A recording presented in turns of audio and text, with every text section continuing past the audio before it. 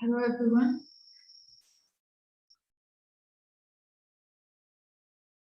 Today's topic is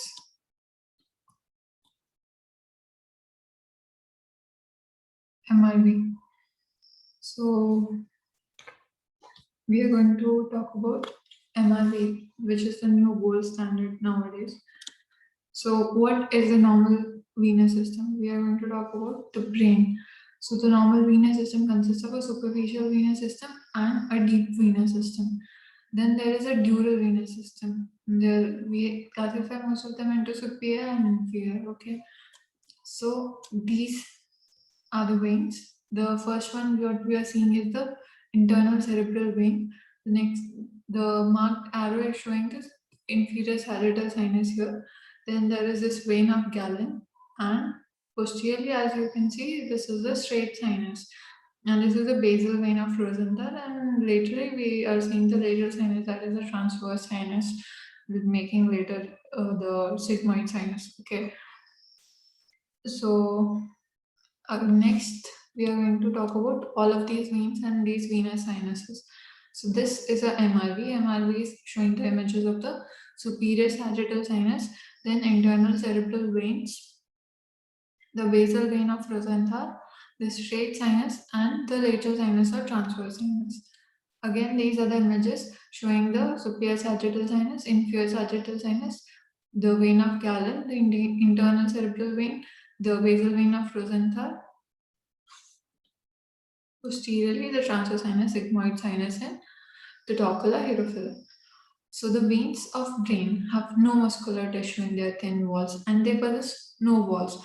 So actually the systemic veins have these walls, okay, unidirectional walls. But the veins of brain, they have no muscular tissue and they have very thin walls. So they emerge from the brain and then lie in the subarachnoid space. Okay, so they are emerging from the brain and they are lying in the subarachnoid spaces. They pierce the arachnoid matter and the meningeal layer of the dura, and then they drain into the cranial venous sinuses. Okay, so the cerebral venous system can be divided into a superficial system and a deep system. The superficial system, it comprises of sagittal sinus, the cortical veins, which drain the superficial surfaces of the both cerebral hemispheres. So the superficial system, what are we having? The sagittal sinus and the cortical veins. What are they doing? They are draining the superficial surfaces of both cerebral hemispheres. Okay, then the deep system. The deep system consists of lateral sinus, the straight sinus, and sigmoid sinus, along with draining deeper cortical veins. So both of these systems, they mostly drain into the internal jugular veins. Then generally venous blood drains into the nearest venous sinus, or in the case of blood draining into the from the deepest structures into the deep veins. So the what are we having? The superficial system. We are having the sagittal sinus, the cortical veins, and what are they doing? They are draining the superficial surfaces of both hemispheres. Now the deep system, they consist of straight sinus, lateral sinus, sigmoid sinus, and the draining deeper cortical veins. Both of these systems, they drain into the internal jugular vein. Okay, so the generally the venous blood drains into the nearest venous sinus. Whatever the veins they are carrying, they just drain to the nearest venous sinus. And in the case of deeper structures, into the deep veins. The superficial cerebral veins, they are linked with anastomotic veins. What are the anastomotic veins? These are the veins of Trollard and vein of Labbé. Thus, the superolateral surface of the hemisphere drains into the superior sagittal sinus, while the posterior-inferior aspect drains into the transverse sinus. Okay. So again, what we are saying, the superolateral surface of the hemisphere, they are draining into superior sagittal sinus, whereas the posterior and inferior aspect drains into the transverse sinus. The veins of the posterior fossa, they are variable in course, and angiographic diagnosis of this occlusion is difficult. So the veins of posterior fossa, they have a variable course, and the diagnosis of their occlusion is very difficult. The entire deep venous system is drained by internal cerebral and basal veins. And these two veins, they join together and form the great vein of Galen that drains into the straight sinus. How the vein of Galen is formed? By the internal cerebral and basal veins. Though variation in the superficial cerebral venous system is a rule, anatomic configuration of the deep venous system can be used as anatomical landmarks. So the superficial venous system has a variable course, but through the deep venous system, we can take them as anatomical landmarks and then we can identify the vessels. Okay, so if there is since thrombosis or surgical sacrifice of the cerebral veins, it can lead to venous infarction and it can lead to some complications. Then angiographic or surgical anatomy of venous system should be seriously investigated for each individual patient. So this is an axis section. The image is showing the internal cerebral vein. These two are the internal cerebral veins. Then laterally, there is basal vein of Rosenthal. Now the basal vein of Rosenthal and internal cerebral veins. These two are forming the vein of Galen. Where are we seeing this? We are seeing at the level of, as you can see anteriorly, you can see the optic chiasma, the mammillary bodies, and the midvein. Okay, so here we are seeing the internal cerebral veins posteriorly, and laterally we are seeing the basal vein of Rosenthal. They are joining to form the vein of Galen. Then the fifth point is marked as straight sinus. Okay, so the vein of Galen is draining to the straight sinus, and laterally they are going to the transverse sinus. Now this is the image. Again, in this, the green one, the superior one, is the superior sagittal sinus. Okay, the next, the light blue one is the inferior sagittal sinus. Now, the superior sagittal sinus and inferior sagittal sinus. Now, there is this confluence. Okay, so the dark purple one is the straight sinus, and this orange point is the confluence, which is known as stapula hierophila. Then laterally there is this transverse sinus and sigmoid sinus. Then they are draining into the internal jugular vein. Okay, so the green is superior sagittal sinus. Green one is the superior sagittal sinus. The light blue one is the inferior sagittal sinus. Then purple one is straight sinus. Okay, then the orange one is the tocula hierophila, which is the confluence of the venous sinuses. Then the dark blue one is the transverse sinus. Okay, so the transverse sinus, laterally two transverse sinus, as you can see in this also, straight sinus, then the transverse sinus. Okay, then the yellow one is the sigmoid sinus. Okay, sigmoid sinus, each transverse sinus is going to the sigmoid sinus, and the light purple one, these are the jugular bulb. Okay, so these are the superior dural sinuses. This is the superficial venous system. What we are talking about, the superior dural sinuses. Again, now we have to find out this superficial venous system again. Now these are the smaller veins. Okay, so what are these smaller veins? The first one is denoted as frontopolar vein. This area, as you can see, it is in the frontal region. So frontopolar vein. The second one is anterior frontal vein.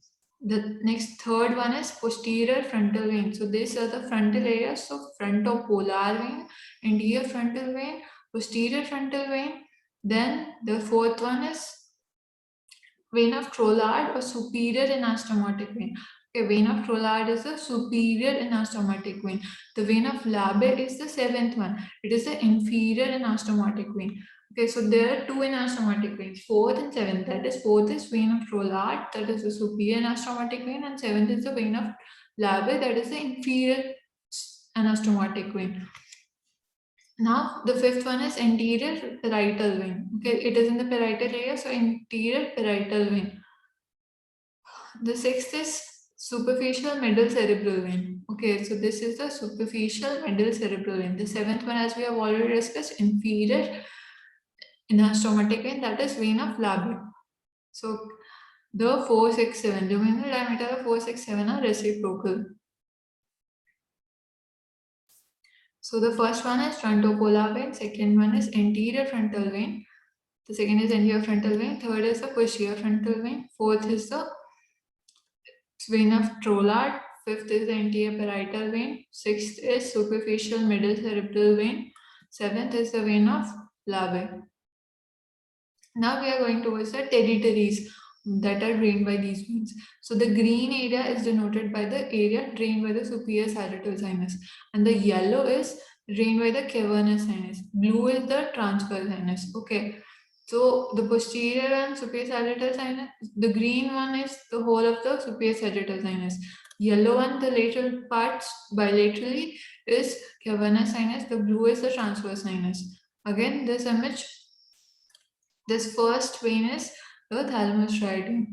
The second one is the septal vein. Okay, the third one is internal cerebral vein, and the fourth one is the basal vein of Rosenthal, that is forming the vein of Galen. Okay, so what we had discussed earlier, the internal cerebral vein and basal vein of Rosenthal, these two make the vein of Galen. And the India one is thalamus striate vein, the second one is the septal vein. These are the parts of deep venous system. Okay, so the thalamus striate vein, the first one, the second one is the septal vein, third one is the internal cerebral vein, fourth one is basal vein of Rosenthal, fifth one is vein of Galen. Now the pink area is denoted the area of internal cerebral vein and the vein of Galen. Okay, so these are the areas drained by the internal cerebral vein and vein of Galen. These are the deep venous system parts. So the deep white matter is denoted by the light blue color here. Okay, so the next is, we are talking here about the basal venous sinuses complex. So the first is the cavernous sinus, the second is the superior petrosal sinus, third is the inferior petrosal sinus. So these are the basal dural sinuses. So this is the anteroposterior maximum intensity projection image from contrast enhanced MR venography with superior facial and deep veins removed for better visualization.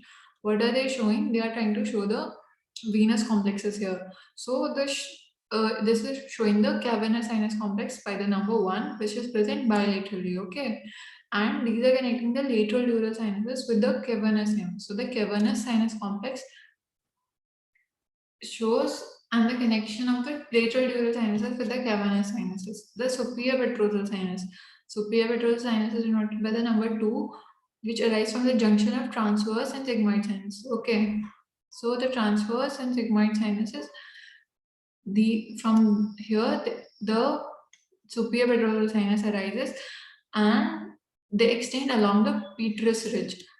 Okay, and the inferior petrosal sinus, the third one is the inferior petrosal sinus, which arises from the distal portion of the sigmoid sinus or jugular bulb and extend along the clivus. The also visible areas are the superficial middle cerebral vein, denoted by the number 4, and the emissary veins and occipital venous plexus complex. The emissary vein and the occipital venous complex. Okay, so these are the basal dural sinuses. The basal dural sinuses are complex and they are interconnected with the cavernous sinus complex. So multiple emissary channels in the skull base are connected with the sigmoid sinus and jugular bulb. These structures are much more commonly seen at contrast enhanced MR venography than at time of flight MR venography. So what are the differences we are going to study later on? The superficial veins of the cerebrum empty into the dural sinuses and they are variable in morphological structure and location. So the superficial veins of cerebrum, they are draining into the dural sinuses. The superiorly draining, that is ascending superficial veins, are named for the area of cortex that they drain, and the inferiorly draining, that are descending superficial veins, they include the vein of Labe and the Sylvian veins. The Sylvian vein is the superficial middle cerebral vein. Although the venous drainage territories of the superficial cerebral veins are variable, general drainage areas can be identified.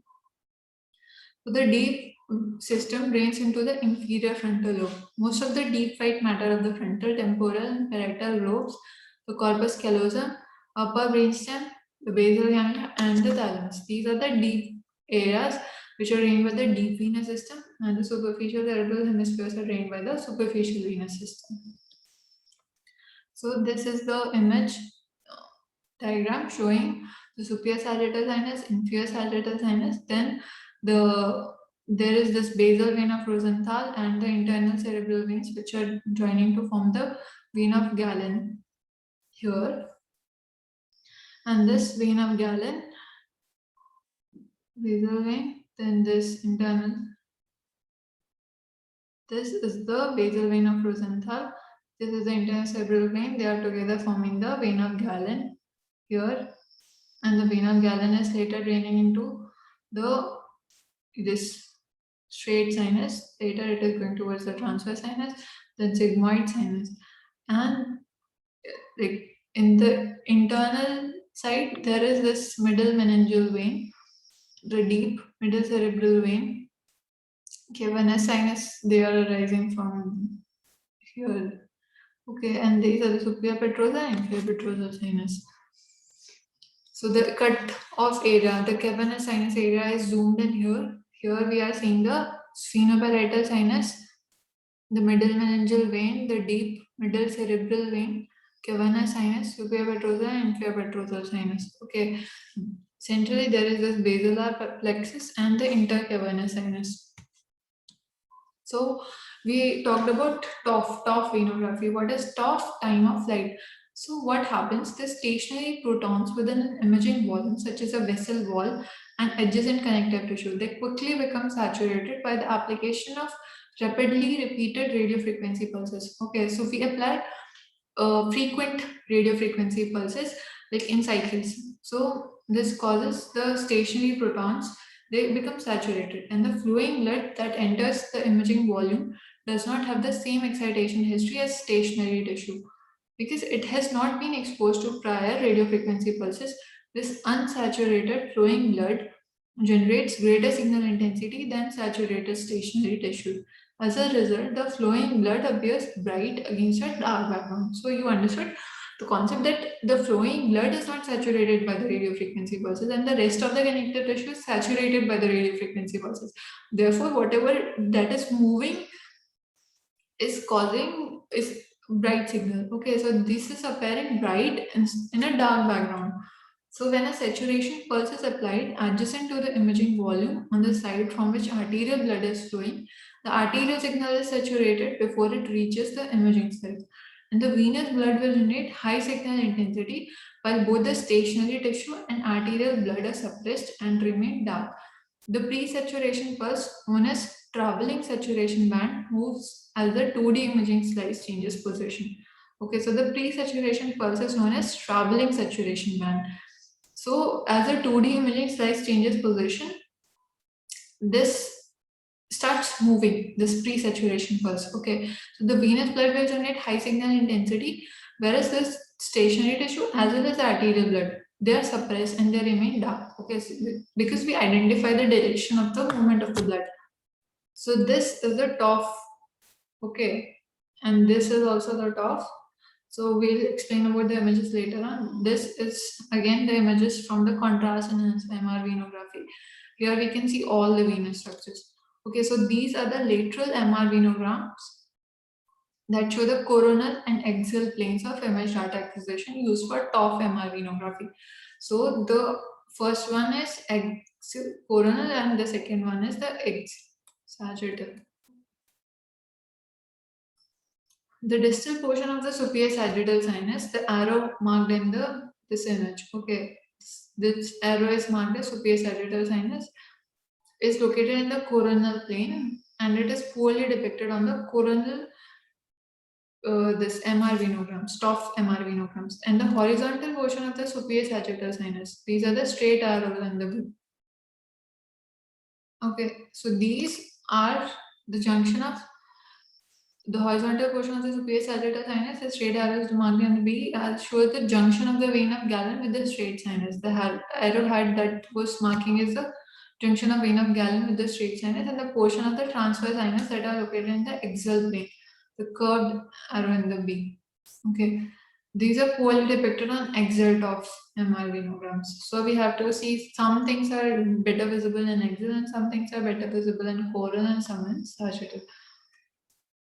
Okay, so the unenhancing MR imaging is more sensitive for the detection of venous thrombi than an unenhanced CT. The absence of flow void and the presence of altered signal intensity in the sinus is a primary finding of sinus thrombosis on MR images. Slow or turbulent flow also may cause a signal intensity alteration in the sinus. So if there is slow flow or turbulent flow, that also causes a signal intensity change. If there is absence of flow void and presence of altered signal intensity, that also is a finding of sinus thrombosis. Okay, so A close assessment with multiple pulse sequences should be made.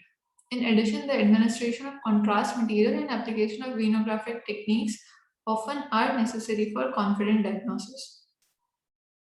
Okay, so contrast is required for an application of venographic techniques are also needed for confident diagnosis of thrombosis, venous thrombosis. Okay, so the contrast enhanced MR venography with elliptic centric ordering is a more recently developed effect of intravenous gadolinium is used to shorten T1 and provide positive intravascular contrast enhancement.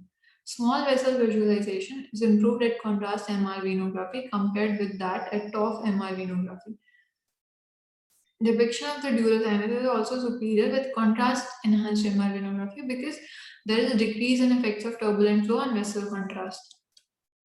Now these are the images where we are seeing the transverse sinus.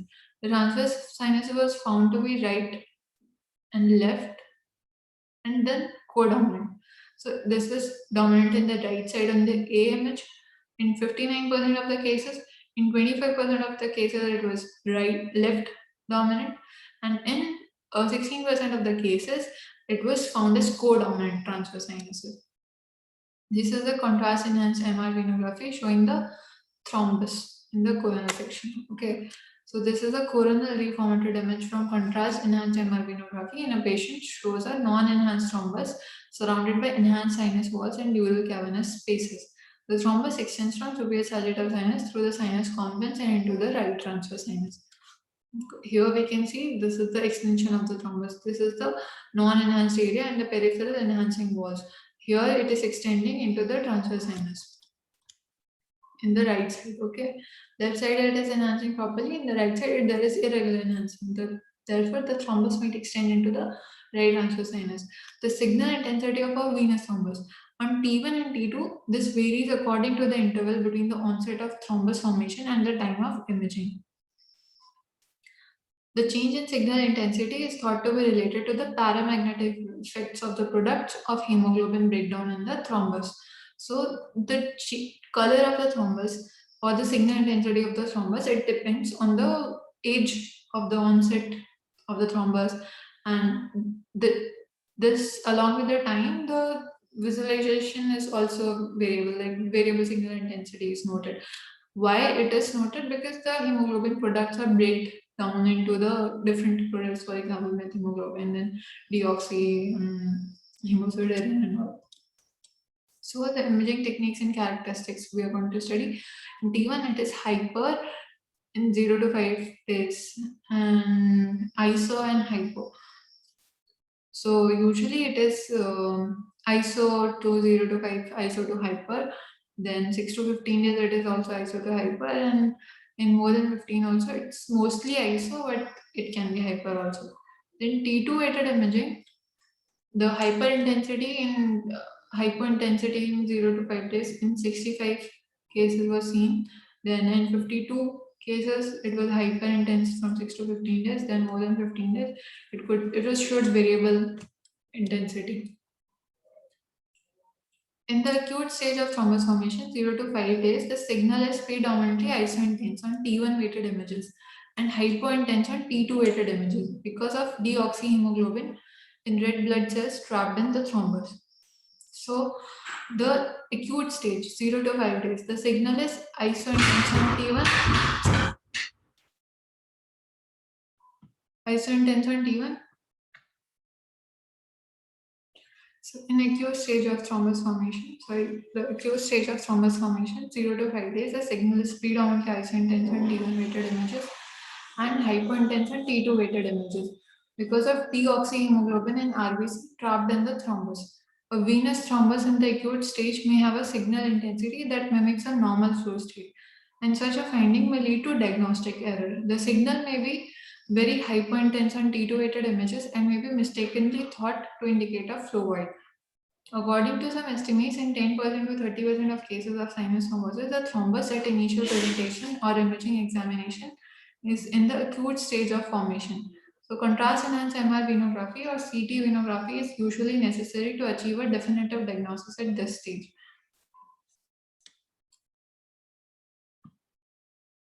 This is the Excel T2 weighted image This is the axial T1 weighted image.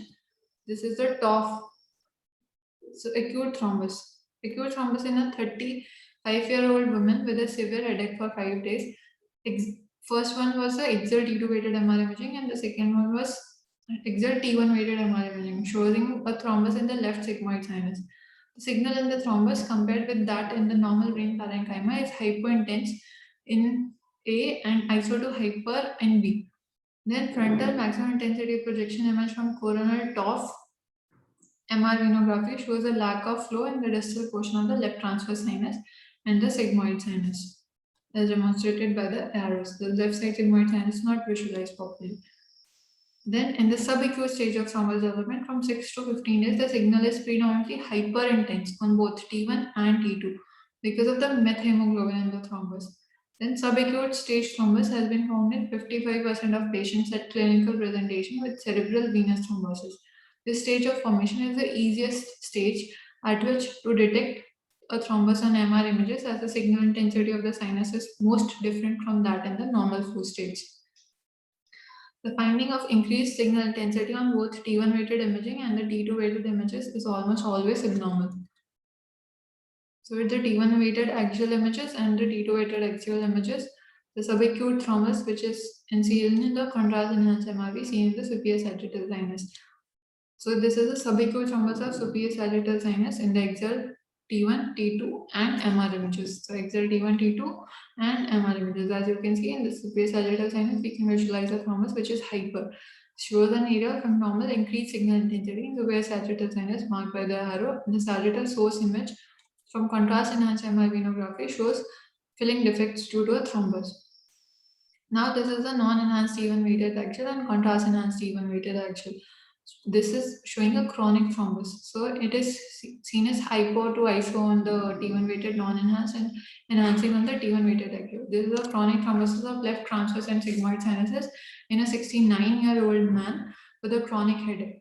Axial enhanced and contrast enhanced T1 weighted images show an area of left transverse sinus marked by the arrow, that is iso-intense signal on A and intensity is seen increased on B. Marked contrast enhancement in this case could easily be confused with a normal state of slow flow, which commonly occurs in the left transverse sinus. The venographic techniques therefore are necessary to evaluate sinus patency. Now these are the images showing the TOF venography and contrast enhanced MR venography. Here we are seeing these are the oblique maximum intensity projection view from the coronal TOF MR venography. Here we are seeing an absence of signal in the left jugular vein marked by the arrows, but normal flow in the right transverse sinus, right sigmoid sinus, and right internal jugular vein. So the arrows are marking the normal flow and the absence of the flow in the left side. Okay, the right side appears normal, but the left side there is no enhancement. The sagittal source image from the contrast enhanced MR venography showing multiple defects in the recanalized vessels in the second image. Okay. So on images acquired from gadolinium administration, marked contrast enhancement may be observed that resembles the enhancement typically seen in normal sinus. Sinus enhancement is presumably secondary to an organized thrombus with intrinsic vascularization as well as to slow flow and dural and intrathrombus collateral channels. Contrast enhancement of the sinus on MR images does not definitively indicate patency, and venography usually is necessary for a definitive diagnosis. These are the oblique maximum intensity projection. There is irregular enhancement of the superior sagittal sinus. Okay, so these are the oblique images from TOF MR venography in a patient with a history of extensive thrombosis of superior sagittal sinus, left transverse sinus 2 years ago. There is irregular appearance of superior sagittal sinus marked by the arrows corresponding to incomplete recanalization of the sinus. The source images, they show residual intrasinus defects, intersinus channels, and dural collateral channels. Now this was the initial image, and after 2 months. Here what we are seeing, there is parenchymal edema. Axial T2 weighted images are obtained at the initial presentation. 2 months later, after anticoagulant therapy, the patient with segmental thrombosis of superior sagittal sinus at MR venography. In first one, there is a focal signal abnormality in the frontal lobe. And there is extensive signal abnormality in white matter extending along the subcortex, consisting of vasogenic edemas marked by the arrows here. Then the high signal intensity thrombus in the anterior part of superior sagittal sinus is marked by the arrowhead. In B, there is only a small zone of encephalomalacia after anticoagulant therapy. And there is this white matter edema has resolved. There is small zone of hyperintense T2 signal marked by the arrowhead in the B. And there is consistent with hemorrhage, which is also visible. Now, this is again a different case. This is a thrombosis of straight sinus, vein of Galen, and internal cerebral veins. Here you can see internal cerebral veins, vein of Galen, and this in straight sinus. First one was the axial image and intermediate weighted image, which was showing extensive signal abnormalities within both thalami extending into the caudate nuclei. The second is sagittal 2D phase contrast MR venogram demonstrating a portion of deep venous system with no signal and findings consistent with occlusion. This is the contrast enhanced MR venography, which is showing well-defined focal filling defects consistent with arachnoid granulation in the lateral part of the transverse sinus and the most common site of such findings.